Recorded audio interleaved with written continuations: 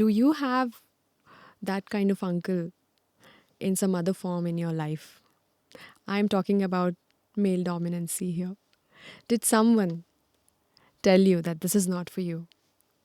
Do you have any story where people actually pull you down? बोलने से I will say in this case it came from the outside world because my mom wouldn't let anyone dare speak to us about it like that. There is nothing yeah, as I'm growing. talking where you have you ever told anyone घूंघट ना सही? You have told someone in that energy that this is my thing. Any instances if you can recall that indirectly or directly telling you? I will get to it.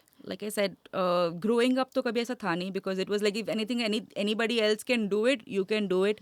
There's nothing that you cannot do if you make up, and it's a fact, isn't it? If you make up your mind about doing something, if you don't want to do it, then you'll find 1,000 reasons not to do it.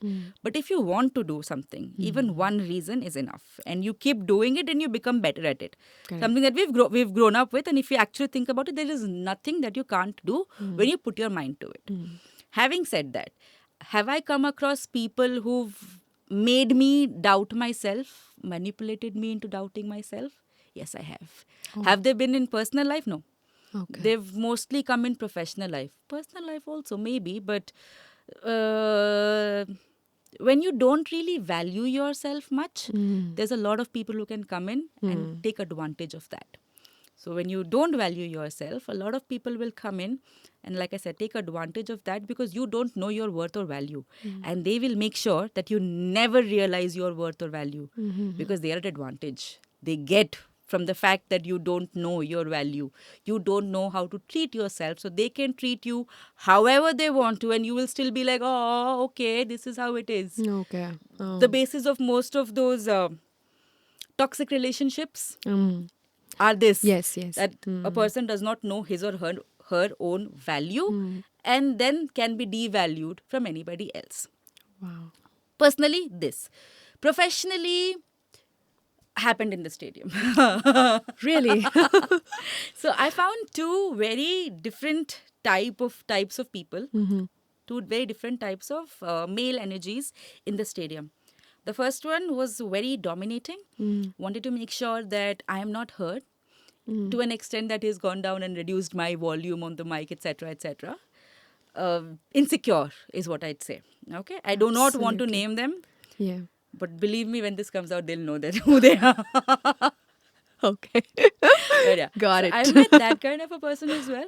And that is where it was like, you don't know about the game. You are doing this for the first time. You don't know anything about Yes. this. So you just listen. You just listen. You just do the score announcement, just do the general announcements. Just listen, learn. One match, two match, three. And then you can't help it, but you will get to, like I said, for me, when that confidence was going down and I was thinking, am I even at the right space? Should I even be doing this? Am I meant for this? And then that audience response to Namaskara, Bengaluru, and the audience, that's why I said the There's audience your was my answer. family. Wow. That's when I knew what I'm doing is right. On the Absolutely. other side, I also found a person who's been, you can say, my mentor in the field of sports. Okay. Because he was the one who told me, Sneha, you're meant for this. You're one of those few females who can actually control an entire stadium just by your voice. And not a lot of women can do that. Not a lot of women can have that sort of a throw in their voice. Correct. You are one of those rare people. And then he also taught me about the nitty-gritties of the game, where I have to understand. When I told you in the somewhere around this, I told you, audience has an exhaustion limit. Correct. Yes. This was taught to me by that mentor. Oh. Because when you're going to an event, the event is 5 to 6 hours. People are there to have a good time. You keep the energy up pretty much the whole time. Yeah. That's not the case in a stadium. When you're going to an event, yes, you make it about them. But when you're at a stadium, you do not make it about yourself, which is what I saw in the beginning. Okay. You do not make it about the audience only. It's actually about the game. So the more you enhance the game itself and take away from where you need to enhance the experience of the game, that kind of is what differentiates you from just somebody who is blabbering on the mic continuously or shouting on the mic continuously to somebody who's speaking sense and still getting the audience to respond. Wow. That. So I've met both the sides, yin and yang. Wow, superb. So you mean to say that you need to have that kind of homework done 100%. beforehand. You That simply can't go and talk to the audience. They'll understand it, right? Correct. That your voice is not matching the energy, and your energy is not matching the game, right? That happens. You'll read that in a lot of Instagram pages of late as to what went wrong and what went right and why somebody is blabbering. Okay. But I think homework is what gives you the real confidence. Correct. When you know what you're talking about, when you know what you're doing, because you've prepared yourself along the way. Of course, few things are learned on the go, and a lot of things, in fact, are learned on the go.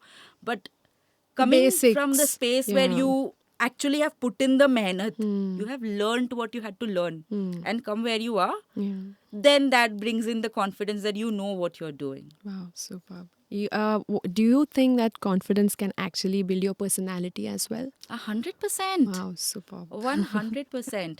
Where that confidence comes from also, of course, matters. Yeah. But somebody could be, if they are not confident, no matter how good they look or how well they stand or how well they dress up or no matter what designer clothes that they are wearing, if they are not confident enough to carry it, you will see it. Yeah, You will see the fidgetiness. Keep doing. Yeah. So that's, I think it's the confidence. You could just be wearing something very simple, something out of Zudio, and still carry it with confidence. It's the confidence that builds the personality. Correct. Absolutely. I completely agree with you.